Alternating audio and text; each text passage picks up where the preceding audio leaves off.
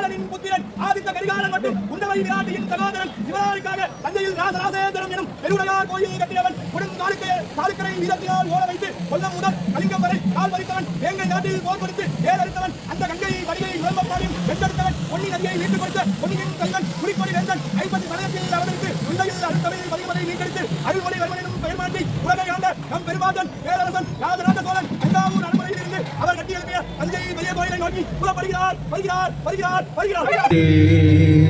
பிற்காலச் சோழராய் பிறப்பெடுத்த பிறை சூடனின் பெரும்பக்தனே, அரசனாயிருந்தாலும் ஆண்டவன் வழி நிற்கும் அருட்சித்தனே வாழ்க வாழ்க. நின் பெரும் புகழ் வரலாற்றை ஆழ்க.